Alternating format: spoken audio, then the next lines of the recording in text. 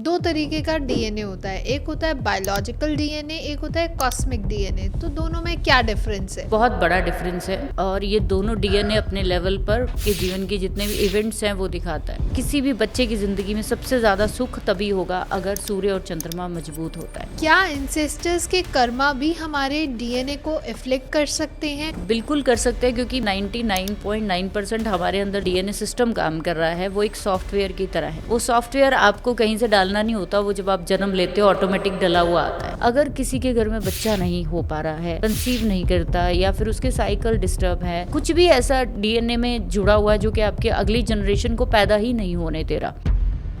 अगर बड़े लेवल पे कोई बीमारी हो जाती, बड़े लेवल पे आपका करियर 2, 4, 5 साल अफ्लिक्ट होना, और आपकी शादी नहीं हो रही है 5 साल से, तो आपको ध्यान देना पड़ेगा। वो प्लैनेट कहीं पे आपके कहीं ना कहीं कोई एंसेस्टर कर्मास के कारण फंसा हुआ है, आपको रिलीज करना पड़ेगा। डीएनए रिपेयर में अगर हम कुछ एस्ट्रोलॉजिकली रेमेडीज करना चाहें तो क्या क्या हम रेमेडीज परफॉर्म कर सकते हैं? जैसे किसी को बहुत गंभीर बीमारी पिछले कई पुश्तों से चली आ रही है, सबसे पहले अपने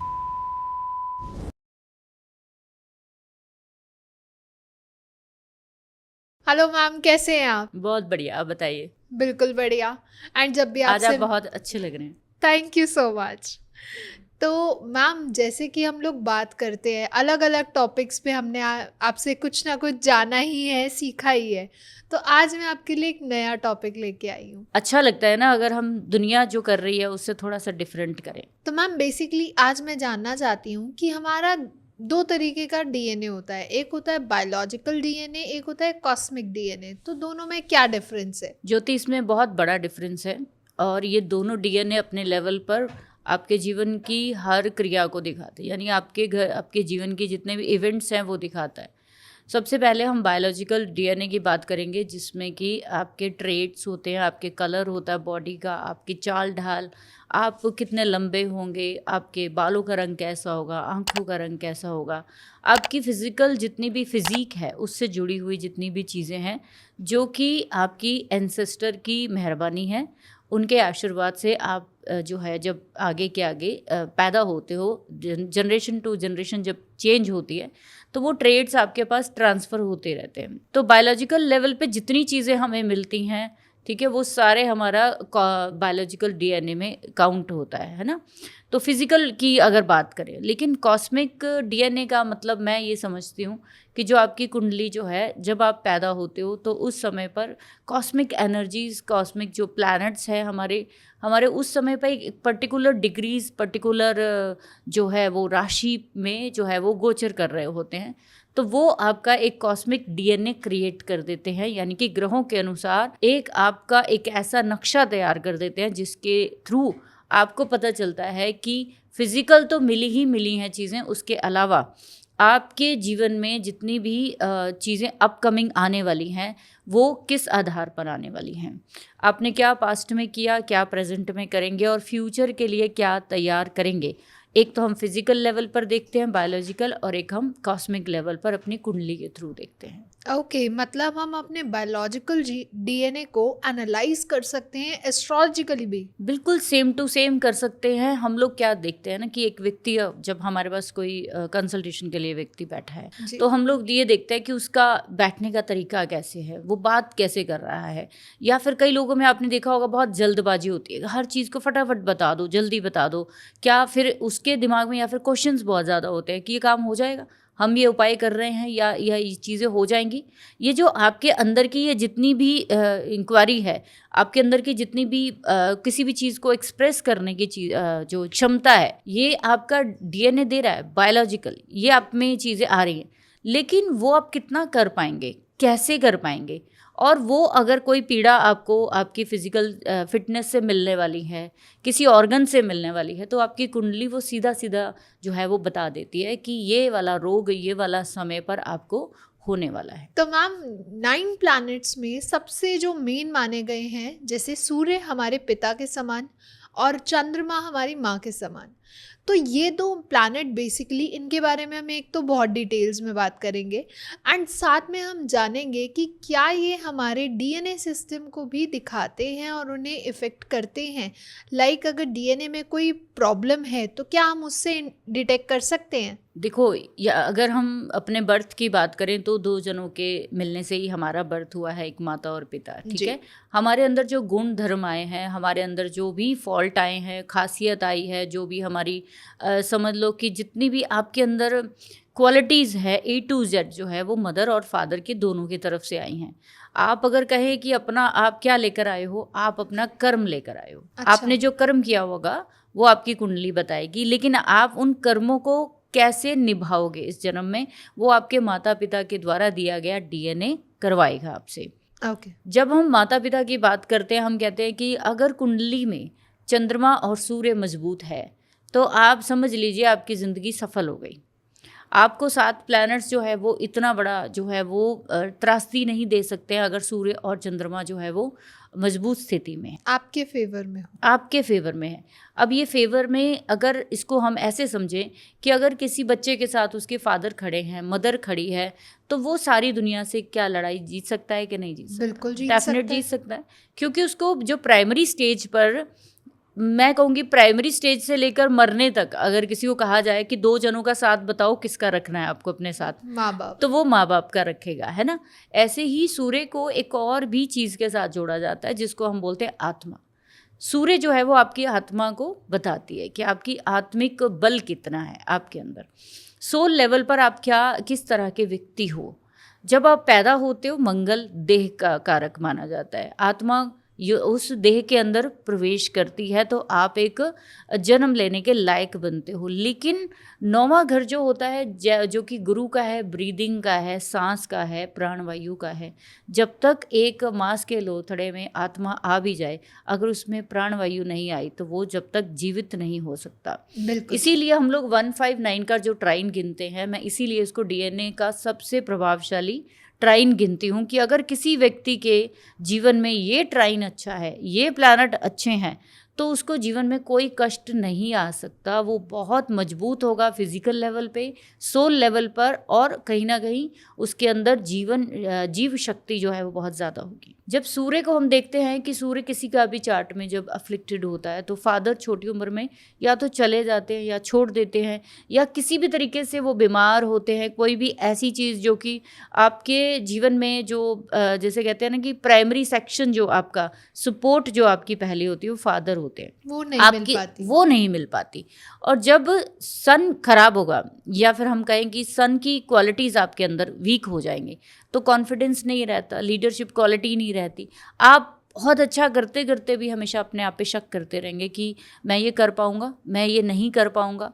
ये क्वालिटी आपके अंदर सबसे पहले सूर्य ही देता है। अगर वो बल में नहीं है तो फिर आप कहीं ना कहीं आत्मिक लेवल पे बहुत कमज़ोर होते हो। आपके पिता आपको नहीं मिले, ये आपकी कुंडली बता सकती है, या मिले हैं, बहुत अच्छे हैं, अभी तक आपके पीछे एक हाथ सपोर्ट बन के बैठे हैं, आपकी कुंडली बताती है कि आपके कर्मों का बहुत अच्छा लेखा जोखा है, तो आपको एक अच्छे फादर, एक अच्छे माँ जो है वो मिलती है, ठीक है। लेकिन लोग ज़्यादातर मैंने देखा है कि ज़िंदगी में जो ब्लेमिंग करते हैं वो माँ बाप को ही करते हैं सबसे ज़्यादा। जी। और ये इसलिए भी करते हैं, लेकिन लोग ये नहीं सोचते कि शायद आपको, अगर आप थोड़ा सा लिटरेचर पढ़ो तो आपको पता चलेगा, माँ बाप भी एक आत्मा है ना, वो भी तो एक सोल है ना। जी। उनको अट्रैक्ट कौन करेगा? उन माँ बाप को सोल जो सोल लेवल पर है, वो सोल जो आपके माँ बाप की है, वो कैसे बच्चों को अट्रैक्ट करेगी? या आप एक सोल हो, आप कैसे माँ बाप वाले, कैसे सोल वाले माँ बाप चाहते हो? तो ये आपकी सिलेक्शन है कि आप इस घर में आए हो, या अब आपके माँ बाप की सिलेक्शन है कि आप इस घर में आए हो। आप कहीं ना कहीं एक दूसरे के साथ सोल लेवल पर बहुत गहरे पिछले कई जन्मों से जुड़े हुए होंगे, इसीलिए आप लोगों ने एक दूसरे को सिलेक्ट किया। तो फिर इस जन्म में आकर अगर आपको कोई कॉस्मिक, जो हम डीएनए की बात कर रहे हैं, कुंडली की बात कर रहे हैं, जो आपको मिली है, जो कि आपके कर्मों को दिखाती है, अगर वो खराब होगा तो वो आप जन्म लेने के बाद उनसे सुख नहीं ले पाओगे। इसमें फिर उनका कोई दोष नहीं है ना, आपके कर्मों का दोष है कि हम अपने कर्मों के आधार पर उनसे या तो कुछ ले नहीं पाए या फिर उनको कुछ दे नहीं पाए। दो ही तो काम करना है, ल और द, दो ही चीज़ों से सारी दुनिया चल रही है ना, लेना और देना। जी। इसीलिए हम लोग देखते हैं कि किसी भी बच्चे की ज़िंदगी में सबसे ज़्यादा सुख तभी होगा अगर सूर्य और चंद्रमा मजबूत होता है। अब दूसरी चीज़ बात कर लेते हैं चंद्रमा की। चंद्रमा को हम मन का कारक कहते हैं, फूड के लिए जानते हैं, दूध के लिए जानते हैं, जो कि बच्चे को सबसे पहले मिलता है जन्म के बाद। अगर वो ना मिले तो वो जिंदा नहीं रह सकता, वो कोई चीज़ खाने के लायक नहीं होता वो बच्चा, वो सिर्फ दूध पीता है, राइट। अब जब आप देखोगे चंद्रमा जो है, कहते हैं कि मन का कारक है। अगर चंद्रमा कहीं अफ्लिक्टेड होता है तो ऐसे बच्चों को खाना जो है वो पैदाइशी ही कम मिलेगा या अच्छा नहीं मिलेगा, या उसकी फूड की क्वालिटी हमेशा खराब रहेगी। बिल्कुल। चंद्रमा आपको, आपके दिल को, आपकी भावना, आपकी जो व्यक्ति है, किसी की चीज़ को महसूस करना, किसी चीज़ को एब्जॉर्व करना अपने अंदर। जैसे कि बहुत खुशी का माहौल है, आप उसमें खुश नहीं है, एब्जॉर्व ही नहीं कर पा रहे आप वहाँ पे उस चीज़ को, है ना। ये सब चंद्रमा ही दिखाता है। जब चंद्रमा आपके चार्ट में अच्छा है तो आप हर चीज़ में खुश रहेंगे, आपके अंदर एक अलग ही तरह की चंचलता रहेगी, आप घूमते फिरते उछलते कूदते दिखोगे। इसीलिए चंद्रमा को अपना सबसे प्रिय जो नक्षत्र है रोहिणी जो है वो पसंद है, कि रोहिणी नक्षत्र जो थी वो सबसे प्रिय रानी थी उनकी। चंद्रमा खुद के नक्षत्र में या खुद के नक्षत्रों में सबसे अच्छा रोल प्ले करते हैं, और अगर ये खराब हो जाते तो सबसे ज़्यादा प्रॉब्लम खड़ी होती है, वो है आपकी मेंटल पीस चली जाती है। जी, जिससे हम कह सकते हैं एंजाइटी, डिप्रेशन बहुत कॉमन हो जाता है। तो जब हम देखेंगे कि ये दोनों, तो आत्मा क्या आपको आपके जीवन में करती है, आपको आत्मिक लेवल पे शांति देती है कि आपको इस जीवन में चाहिए क्या। तो हम ये कहते हैं कि सन जहाँ बैठे हुए आपकी कुंडली में, वो बताता है कि आपकी आत्मा को क्या चाहिए, और जहाँ पे चंद्रमा बैठा होता है वो ये बताता है कि मेरे मन को क्या चाहिए। और अगर किसी व्यक्ति को ये दोनों चीज़ें पता चल जाती हैं तो मुझे नहीं लगता कि वो अपनी चीज़ों को सॉर्ट नहीं कर सकता या अपनी चीज़ों को सुधार नहीं सकता, वो सब कुछ कर सकता है। बिल्कुल। तो मैम, अभी जैसे हमने कर्मास की बात करी, क्या एंसेस्टर्स के कर्मा भी हमारे डीएनए को एफ्लेक्ट कर सकते हैं, खराब कर सकते हैं? बिल्कुल कर सकते हैं, क्योंकि मैंने जैसे बोला कि 99.9% हमारे अंदर जो जीन्स काम कर रहे हैं, जो हमारे अंदर डीएनए सिस्टम काम कर रहा है, वो एक सॉफ्टवेयर की तरह है।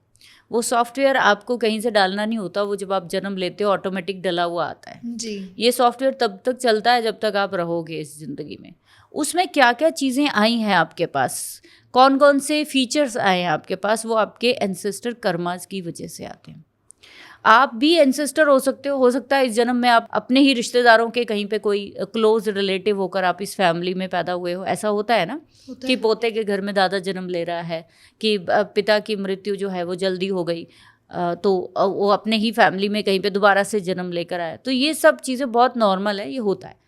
लेकिन आप देखेंगे कि हमारे डीएनए को बनाने वाले कौन है, ये हमारे पास जो सारे फीचर्स, जो क्वालिटीज़, जो ट्रेड्स आए हैं, बोलने के, हंसने के, चलने के, जो हमारा इंटेलिजेंस है, ये कहाँ से आ रहा है? ये सारा हमारे एंसेस्टर से ही आ रहा है। एंसेस्टर, हम लोग ये नहीं कह सकते कि उन्होंने कर्म खराब किए हैं, ऐसा बिल्कुल नहीं है। मैंने जैसे बोला, वो हम भी तो हो सकते हैं, कोई ज़रूरी थोड़ी ना है कि वही है। ये कैसे पहचानोगे? लेकिन ये है कि जो इंसान चुका है, जो इंसान इस दुनिया में नहीं है, कई जनरेशन टू जनरेशन आप जब आगे चले जाते हो तो आपके अंदर ऑटोमेटिक कुछ कुछ फॉल्ट जो है वो शुरू हो जाते हैं। जैसे अभी मैं एक बुक पढ़ रही थी बहुत अच्छी, उसमें ये बताया गया कि जब किसी की पास्ट में जो है, किसी के फोर फादर्स ने बहुत गरीबी देखी होती है, बहुत गरीबी देखी होती है, तो वो जो उसका डर है गरीबी को लेकर, जो उसका पैसे को लेकर डर है, वो ट्रैवल करेगा अब डीएनए में आगे के आगे। बिल्कुल। वो ट्रैवल करता हुआ आपके तक आएगा। अब इस बर्थ में ना, जब आपके पास पैसा आएगा तो हो सकता है आप पैसे को खर्चो ना, आप कंजूस हो जाओ, आप उसको बहुत ज़्यादा संभालने की कोशिश करो, आप हर चीज़ पे रिस्ट्रिक्शन लगा दो कि ये कम खरीदो, ये कम ज़्यादा, ये मत करो, वेस्ट मत करो, ये मत करो।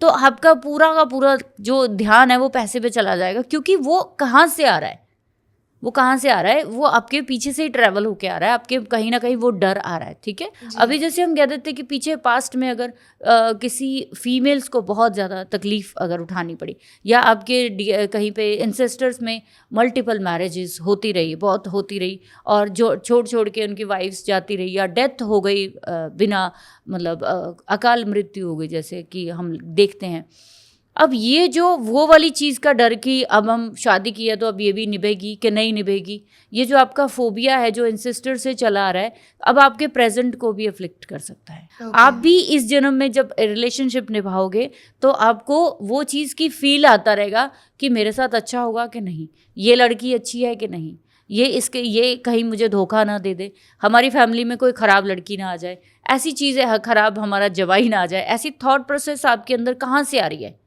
ये एक जन्म की कहानी नहीं होती, ये टाइम ट्रेवल है जो आपके डीएनए के थ्रू आपके प्रेजेंट तक पहुंचा है, राइट?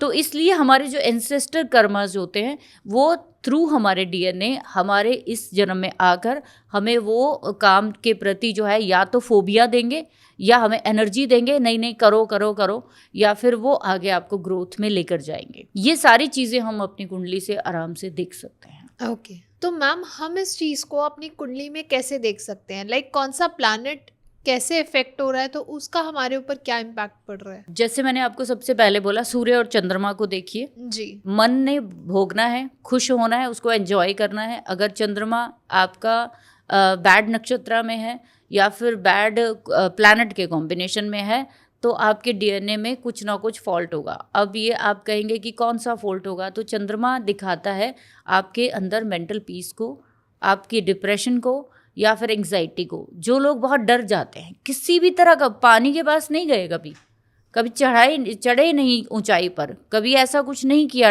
मतलब जैसे एडवेंचर नहीं किया, फिर भी डर है कि 2 कदम भी वो पहाड़ पे नहीं चढ़ पाते, 1 कदम भी वो पानी में नहीं रख पाते। ये जो आपका फोबिया, ये चंद्रमा ही कहीं ना कहीं देगा आपको, इन चीज़ों से डर पैदा कर दे। जो आपके अंदर डर आता है ना, ये चंद्रमा देता है कि मैं यहाँ डूब ना जाऊँ या गिर ना जाऊँ। तो बात बात पे जो चीज़ों का जो आपके अंदर भय पैदा करता है वो चंद्रमा करता है, ठीक है।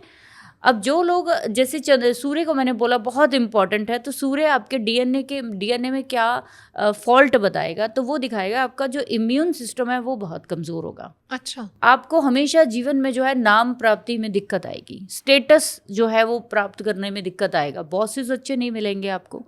क्यों नहीं मिलेंगे कि आप एक ऑफिस में जाते हो, आप बहुत अच्छे परफॉर्मर हो, आप इतने ज़्यादा अच्छे परफॉर्मर हो, आपका डीएनए सिस्टम इतना अच्छा है कि आप जहाँ जाते हो ना वहाँ पे भय पैदा हो जाता है।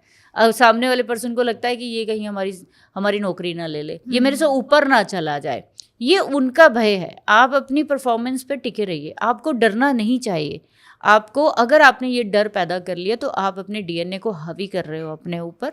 आपकी जो भी चीज़ें अच्छी हैं उसको आगे बढ़ाइए, और जो आपके अंदर डर है उसको आप बिल्कुल भी अपने ऊपर हावी मत होने दीजिए। ऐसे ही शुक्र आपके चार्ट में जो है आपके जेनाइटल पार्ट्स के फॉल्ट को दिखाता है। अगर किसी के घर में बच्चा नहीं हो पा रहा है, कंसीव नहीं करता, या फिर उसके साइकिल डिस्टर्ब है, स्पर्म काउंट कम है, कुछ भी ऐसा डीएनए में जुड़ा हुआ है जो कि आपके अगली जनरेशन को पैदा ही नहीं होने दे रहा, तो यही एक प्लैनेट है जो ऐसा नहीं करने देता। तो ये भी आपके कहीं ना कहीं दिखाता है कि कहीं एंसेस्टर से ही कोई दिक्कत ऐसी आ रही है कि आपको कहीं ना कहीं ज़रूरत है इस पे काम करने की। जो भी प्लैनेट आपका ख़राब है वो ऐसे ख़राब नहीं हुआ है कि आपका इस जन्म में पैदा हुए और वो चीज़ें आपको ख़राब मिलनी शुरू हो गई। अगर देखा जाए तो एक बच्चा पैदा होता है जब, तो नए नए बच्चे को इतने रोग हो जाते हैं, है ना। तो वो रोग क्यों हो जाते हैं? अभी तो उसने किसी से कुछ दिया नहीं, अभी कुछ लिया नहीं, अभी किसी से उसकी दोस्ती नहीं, दुश्मनी थी, अभी तो उसको खुद ही होश नहीं है। तो फिर ये चीज़ें यहीं से साबित होती हैं कि आपका एंसेस्टर कर्मा जो है आपके डीएनए के थ्रू आप जब जन्म लेते हो तो वो जाग पड़ता है। आपके डीएनए में कहीं पे कोई दिक्कत आ रही है अगर, तो आप पैदा होते ही बीमार हो जाओगे, डॉक्टरों को बहुत पैसा देना पड़ेगा, एकदम से फैमिली में क्राइसिस, फैमिली में टेंशन्स की बच्चे को क्या होना है ना, प्री मैच्योर बच्चे जैसे। तो ये आप किसी भी पर्सन को दोगे कैसे? उसका एक ही तरीका है कि या तो आप बीमारी से दोगे या फिर आप सर्विस से दोगे। तो एक छोटा सा बच्चा सर्विस तो नहीं कर सकता, बिल्कुल नहीं देगा, सेवा नहीं देगा ना किसी को, लेकिन वो बीमारी से तो दिलवा सकता है। तो इसीलिए बहुत सारे बच्चे पैदा होते ही बीमार होते हैं, तो वो कहीं ना कहीं कर्मा ही है जो उसके साथ जुड़ के आपको वो पे करा देता है। तो दूसरी चीज़ कि हम बाकी प्लैनेट्स को जैसे देखते हैं, हम लोग जुपिटर को देखते हैं। जुपिटर जो बृहस्पति अपने आप में प्राणवायु का कारक प्लैनेट है आपके अंदर, मैंने बोला 9वें घर का, जो सबसे ज़्यादा अगर मैं कहूँ कि डीएनए सिस्टम को अफ्लिक्ट करने वाला प्लैनेट है वो गुरु ही है। अगर किसी प्राणी के अंदर बच्चा हुआ, उसके अंदर सांस ही नहीं आई, अगर कोई व्यक्ति सीरियस बीमार है, उसका सांस ही रुक गया, तो हम लोग इस दुनिया से जाते कब हैं? जब हमारी सांस से रुक निकल जाती जाती है, है। सांस से रुक जाती है ना। तो इसका मतलब गुरु पे बहुत ज़्यादा ध्यान देना चाहिए। गुरु जब अफ्लिक्टेड होता है तो आपको ज्ञान बहुत बांटना पड़ता है। आपको अपनी अपनी जो कहते हैं कि योगा अभ्यास ज़रूर करना चाहिए, अपनी प्राण वायु पे काम करना चाहिए, ब्रीदिंग सिस्टम पे काम करना चाहिए। क्योंकि आप बात करते करते हांफने लग जाए, अस्थमा हो जाना, आपका बात बात पे सांस रुक जाना, इस तरह से फील होना कि दरवाजे खिड़कियां खोल दो, घुटन महसूस होना, ये घुटन आपकी नहीं है जो आप 50 साल से फील कर रहे हो कि मेरे को ऐसा कुछ हो गया, ऐसा नहीं है। ये घुटन आपकी पिछले पास्ट से चली आती है, ठीक है। जी। तो वो आपको समझना पड़ेगा और उस पर आपको काम करना पड़ेगा। इसी तरीके से आप बाकी प्लैनेट्स को भी देख सकते हो कि आपके अंदर वो प्लैनेट, अगर आपके जीवन में वो प्लैनेट कोई बहुत बड़ा, मैं छोटे मोटे की बात नहीं कर रही हूँ, एक बड़ा लेवल पर, बड़ी बीमारी, बड़ा करियर इशू, बड़ा रिलेशनशिप इशू, आप वहाँ पे अपने जो है डीएनए पे सुधार कर सकते हैं और करना चाहिए। तो जैसे आपने बताया कि हम देख सकते हैं कि हमारी कुंडली में, हमारे डीएनए सिस्टम में क्या फॉल्ट है, हम उसको एनालाइज कर सकते हैं। जब हम, आपने बता ही दिया कि इसको एनालाइज कैसे करना है, तो अब इसके रिपेयर की भी बात बता देते। देखिए, रिपेयर करना बहुत आसान है, लोग इसी की पूजा पाठ सब कुछ करते हैं, है ना जी। सबसे पहले अगर किसी भी तरह का बड़ा इशू, मैं बार बार बोल रही हूँ, छोटे मोटे इशू, बुखार हो जाना, जुकाम हो जाना, एलर्जी हो जाना, अगर बड़े लेवल पे कोई बीमारी हो जाती है, बड़े लेवल पे कोई बड़ा एक्सीडेंट होना, बड़े लेवल पे आपका करियर 2, 4, 5 साल अफ्लिक्ट होना, बड़े लेवल पर आपकी शादी नहीं हो रही है 5 साल से 10 साल के, आप 40 साल के हो गए, 38 साल के हो गए, 45 साल के हो गए, तो आपको ध्यान देना पड़ेगा वो प्लैनेट कहीं पे आपके कहीं ना कहीं कोई एंसेस्टर कर्मास के कारण फंसा हुआ है, आपको रिलीज करना पड़ेगा। इसको रिपेयर बहुत आसान है करना। रिपेयर इन द सेंस कि हम लोग जब हमें वहाँ पे लड़ाई करनी, एक तरह से लड़ना है उस चीज़ के साथ, वो भय के साथ, वो हमारा बिना मतलब का जो फोबिया वहाँ क्रिएट हुआ है उसके साथ। जैसे हम लोग कहते हैं कि किसी व्यक्ति का शुक्र जो है वो केतु के साथ है या राहु के साथ है, शुक्र सूर्य के साथ है, तो क्या होगा ना, रिलेशनशिप डैमेज है, रिलेशनशिप कहीं ना कहीं अच्छे नहीं दिखते हैं ऐसे में। तो बार बार ये कहा जाता है कि वो जो जिस पीक तक रिलेशनशिप पहुंचना चाहिए वो वहाँ तक नहीं पहुंच पाता, कहीं पे अधूरा सा रह जाता है। ये जो डर आपके अंदर है कि मुझे ये छोड़ के ना चला जाए, ये मुझे धोखा दे रहा है, ये मुझे जो भी चीज़ें हैं, आपको वहाँ पे पेशेंस रखनी आनी चाहिए। आपको वही चीज़ ठीक करनी है जो आपको ख़राब मिली है। आप जब तक आपको जो चीज़ ख़राब मिली है आप उसको ठीक नहीं करेंगे, नेक्स्ट बर्थ में आपको फिर से वो चीज़ ख़राब मिलेगी। आप कितने जन्मों तक आप उसको जो है वो इग्नोर करते रहेंगे। ये डीएनए का फॉल्ट तब पड़ता है, या ये हमारे कुंडली में दो जो हमारे एंसेस्टर कर्मास जो है वो तभी आगे ट्रांसफ़र होते हैं जब हमने उसको स्टॉप नहीं किया।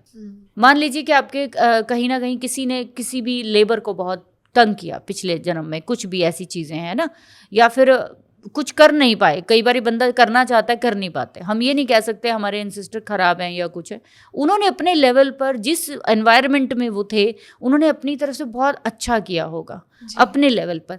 बट हम है तो इंसान ही ना, हम है तो मनुष्य नहीं, हमारे अंदर भी 6 तरह के विकार ही हैं जिस पे हमने पहले बात की। कोई ना कोई एक विकार जब हावी होता है तो हम वो सेक्शन वीक कर देते हैं, है ना। तो वो सेक्शन जब वीक होगा तो वो प्लैनेट दिखा देगा आपकी कुंडली में कि ये वाला अब इस उम्र में, इस जन्म में आपको ये सेक्शन कमज़ोर ही मिलेगा, चाहे वो करियर हो, रिश्ते हो, कैसे भी हो। वहाँ पे आपको लगातार प्रयास करना है, आपको उस प्लैनेट के प्रति सजग रहना है। जैसे शुक्र है तो शुक्र रिलेशनशिप को दिखा रहा है। आपकी जेनाइटल अगर कोई बीमारी है, आपको जेनेटिक बीमारी है, तो जेनेटिक बीमारी कहाँ से आ रही है? आजकल भी तो जब हम डॉक्टर के पास जाते हैं तो सबसे पहले डायबिटीज़ को देखकर क्या बोलते हैं कि कोई जेनेटिक तो नहीं है। तो अब तो साइंस भी मान रही है ना कि जेनेटिक है। तो आपकी कुंडली में भी जो प्लैनेट सबसे ज़्यादा अफ्लिक्टेड होगा वो जेनेटिक ही आ रहा है, ये मानकर चलिए। अब उसकी आप पूजा कराइए, आप उसकी शांति कराइए, उसके रत्न पहनिए, आप उसका कुछ भी करिए, जब तक आप उसको ठीक नहीं करेंगे वो आगे ट्रांसफ़र होता ही रहेगा। जैसे ही आप उसको यहाँ पे स्टॉप कर देंगे, यहाँ पे उसको रिपेयर कर देंगे, ठीक कर देंगे, आगे वो ट्रांसफ़र नहीं होगा। वो डर, वो फोबिया यहीं पे ख़त्म कर दीजिए और फिर वो आगे जाने का कोई मतलब ही नहीं है। ठीक है, मान लीजिए कि शुक्र खराब है तो शुक्र हमारे पीछे समझ लो कि कोई डर, फोबिया आ रहा है कि रिलेशनशिप में कहीं धोखेबाजी या कहीं पे मारा गया या कुछ भी ऐसी चीज़ें की गई हैं, आप इस जन्म में मत करिए ना। आप सुधारिए अपने रिश्तों को, आप एक्सेप्टेंस करिए, आप अपनी ही चीज़ों को जो है वो बेटर करिए। जब आप बेटर करोगे ना, जो आपके अंदर ये चीज़ें आ रही हैं, तो नेचुरल है वो चीज़ें ठीक हो जाएंगी। बिल्कुल ठीक सही। है, तो इसको ठीक करना बहुत मुश्किल नहीं है, बस आपको अपनी कुंडली में ये देखना है कि कौन सा प्लैनेट सबसे ज़्यादा अफ्लिक्टेड है। बिल्कुल सही। तो मैम इस डीएनए रिपेयर में अगर हम कुछ एस्ट्रोलॉजिकली रेमेडीज करना चाहें तो क्या क्या हम रेमेडीज परफॉर्म कर सकते हैं? सबसे पहले तो आपको सेल्फ अवेयरनेस करनी पड़ेगी। जैसे किसी को बहुत गंभीर बीमारी पिछले कई पुश्तों से चली आ रही है, जी। ठीक है, वो आपकी बीमारी जो है आपकी जानलेवा है, ठीक है, आपकी जो मृत्यु तुल्य कष्ट दे रही है आपको, है ना, या किसी बच्चे को, तो सबसे पहले तो आपको हेल्थ पे ध्यान देना चाहिए और अपना लाइफस्टाइल, अपनी डाइट, ठीक है। जब आप अपना लाइफस्टाइल और डाइट, देखिए 2 तरीके से रेमेडीज होती हैं। आज का युग जो है वो कलयुग है। दूसरा क्या है कि प्रैक्टिकल युग है। आज हम वो वाली बात नहीं कर सकते कि आप चने की दाल दे दो या बहा दो या कुछ है, लेकिन ऐसा नहीं है, वो अपनी जगह काम करती हैं चीज़ें, बट हम आज की जनरेशन को प्रैक्टिकल ही समझाएंगे चीज़ें कि सबसे पहले अपने खाने पीने पे ध्यान दीजिए, एक प्रॉपर तरीके से अपनी पद्धति फॉलो करिए। आपको होम्योपैथिक सूट करती है, आपको आयुर्वेदिक सूट करती है, आपको एलोपैथिक सूट करती है, आपको यूनानी सूट करती है, आपको कौन सी सूट करती है वो देखिए। ये आपको आपका लगन बता देता है कि आपको कौन सी आपको कौन सी जो मेडिसिन जो पद्धति है वो सूट करेगी। ये आपको 5वां घर बता देता है, 5वें घर की राशि, 5वें घर में बैठे प्लैनेट, वो आपको बताते हैं असल में कि आपको कौन सी पद्धति जो है वो इस्तेमाल करनी चाहिए ताकि आपकी बीमारी जल्दी से जल्दी ठीक हो। ओके। तो क्योंकि आपने देखा होगा कई लोगों को बीमारी जो है लग जाती है, लेकिन उसको वो अपने लोकल में ठीक नहीं कर पाते, अपने सिटी से बाहर कहीं दवाई लेकर आते हैं तो ठीक हो जाता है। बिल्कुल सही। ये कहाँ से आती चीज़ है? 5वां घर आपको ठीक करता है। तो सबसे ज़्यादा प्रॉब्लम अगर आज के समय में हम कहें तो हेल्थ की है, तो हेल्थ को ठीक करने के लिए 5वां घर और आपका लगन बहुत बहुत इम्पॉर्टेंट है। आप इनको देखिए, आपको ये बताएंगी कि आपको किस तरह की दवाई जो है वो लेनी चाहिए ताकि आप जल्दी ठीक हो जाएं। दूसरी चीज़, लाइफस्टाइल बहुत इम्पॉर्टेंट है। आपको ज़्यादा से ज़्यादा कोशिश ये करनी चाहिए कि हम सात्विक चीज़ों पर जाएं। आज बहुत मिलेट्स का जो है वो ट्रेंड है, आज बहुत सात्विक भोजन की बात की जा रही है। क्यों की जा रही है कि मुड़ के जो ये हमारा साइकिल जो हमारे एंसेस्टर का जहाँ से स्टार्ट हुआ था वहीं से आकर जो है वो अब घूमने जा रहा है, क्योंकि अति हो चुकी है हेल्थ इश्यूज़ की, राइट। दूसरा देखेंगे कि अगर हम पुराने समय में जब अनाज होता था तो साल में जो है वो कई तरह का अनाज उगता था, हर 3 महीने के बाद 4 महीने के बाद अनाज चेंज हो जाता था। एक बार बाजरा खाना, दूसरी बार मक्का, फिर गेहूँ, फिर उसके बाद कितने तरह का वो खा के वो चीज़ों की रोटेशन होती थी, कभी एक तरह का अनाज नहीं खाया जाता था। तो मैं कहूँगी प्रैक्टिकली पहले समझिए कि मेडिसिन किस तरह की लेनी है और आपको खाना कैसा खाना है। दूसरी चीज़ कि प्लानिटरी तौर पर बात की जाए, अगर आपका चंद्रमा सूर्य शनि के साथ, राहु के साथ या केतु के साथ या फिर किसी भी अपने शत्रु प्लैनेट के साथ बैठे हैं तो कृपया उनकी डोनेशन करिए, उन प्लैनेट्स की शांति कराइए, क्योंकि ये वो है जो कि आपके जीवन में कभी भी आपको चैन से नहीं बैठने देंगे। आपके पास सब कुछ होते हुए भी आपको कहीं ना कहीं बेचैन आत्मा की तरह घुमाते रहें। जी। मंगल की बात करें हम लोग तो मंगल क्या होता है? वो हमारी देह का कारक है। कालपुरुष कुंडली के अनुसार 1 नंबर की राशि जिसका लॉर्ड मंगल ही है।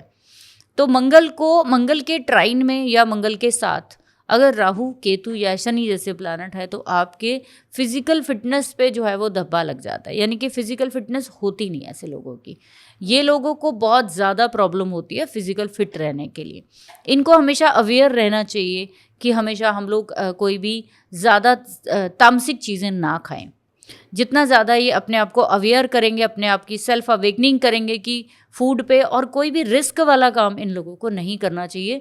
अगर हमारे मंगल कहीं पे अफ्लिक्टेड हैं तो वो हमारे डीएनए से हमारे बायोलॉजिकल कहीं फॉल्ट को दिखा रहे हैं। बायोलॉजिकल फॉल्ट जिसको हम फिजिक बोलते हैं, उसमें कहीं कटफट लगेगा, उसमें कहीं कटफट ऑलरेडी होगा, आपको बार बार चोट लग रही होगी, ठीक है। तो ये सब चीज़ें आपको ये इशारा करती हैं कि एक बड़ा हादसा हो सकता है, एक बड़ी इंजरी हो सकती है आपके साथ, है ना, बड़ा रोग लग सकता है। तो आप ये जानबूझकर अगर फिर से वही चीज़ें करते रहेंगे तो फिर अवेयरनेस नहीं अगर लाएंगे अपने साथ तो कैसे बात बनेगी, ठीक है। ऐसे ही आप देखिए कि अपने जीवन में हम लोग कहते हैं कि वाटर इनटेक बढ़ाइए। 70% पानी है हमारी बॉडी में, अगर ये पानी कहीं ऊपर लेवल हुआ, ऊपर नीचे हुआ तो ये डिहाइड्रेशन या फिर आपके वाटर रिटेंशन होनी शुरू हो जाएगी बॉडी में। तो आपको चंद्रमा को कहीं ना कहीं ठीक करना पड़ेगा। तो आप, जैसे मैं हर बार ही बोलती हूँ, आप कोशिश करिए कि बहुत ज़्यादा गुस्सा आता है आपको, बहुत ज़्यादा एंग्जाइटी रहती है, तो कुछ दिन आप किसी अच्छे प्रैक्टिशनर से कंसल्ट करके, मोती भस्म आती है, या थोड़ा दिन मोती पानी में डालकर जो है वो पानी पी सकते हो आप। लेकिन ये थोड़े दिन की चीज़ें, परमानेंट नहीं है, आपको रिलीफ देंगी। चांदी, मोती, ये सब चीज़ें देंगी, मोती की भस्म भी, लेकिन आपको कहीं ना कहीं डॉक्टर की बिना सलाह के नहीं करना चाहिए, ये ध्यान रखिए हमेशा जी। आपको किस तरह का रोग हो रहा है ये डिपेंड करेगा आपके प्लैनेट्स के ऊपर, आपको किस तरह की परेशानी हो रही है या आपके डीएनए सिस्टम बता रहा है।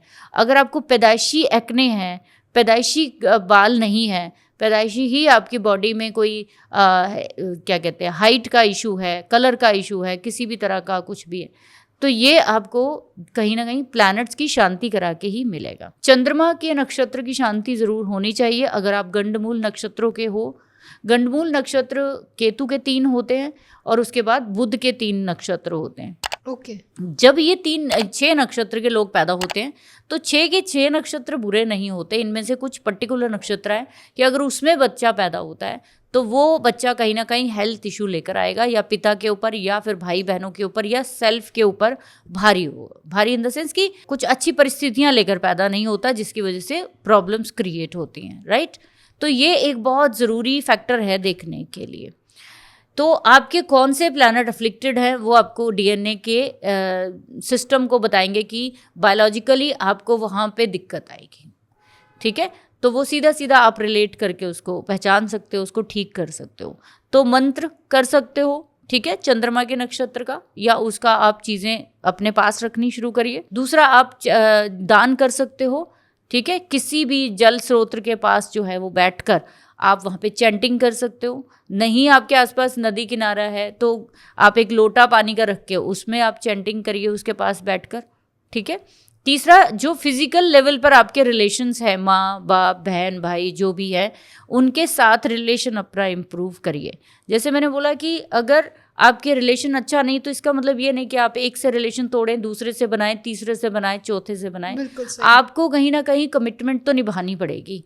आप जब कमिटमेंट एक बार निभा देंगे ना, जो डीएनए में कहीं फॉल्ट चला आ रहा है कि नहीं टिकना एक के साथ, नहीं वो चीज़ आपकी एक्सेप्टेंस नहीं आपकी, जिस दिन आपने कमिटमेंट निभा दी तो ये शुक्र आपका कुछ नहीं बिगाड़ सकता जी। तो बात यहाँ पे प्रैक्टिकल चीज़ों की है कि अपनी अवेयरनेस हेल्थ की तरफ, प्लैनेट्स की डोनेशन की तरफ, और कहीं ना कहीं आप अपनी जीवन में सेल्फ मोटिवेट होकर उस चीज़ के प्रति लड़िए, उस चीज़ को एक्सेप्ट करिए, देन ये डीएनए कुछ नहीं बिगाड़ सकता आपका। Okay, thank you so much ma'am. हमने बहुत कुछ जाना समझा कि कैसे डीएनए सिस्टम भी एस्ट्रोलॉजिकली हमें बहुत अफेक्ट करता है, बिल्कुल, और कैसे इन दोनों के बीच में क्या कनेक्शन है।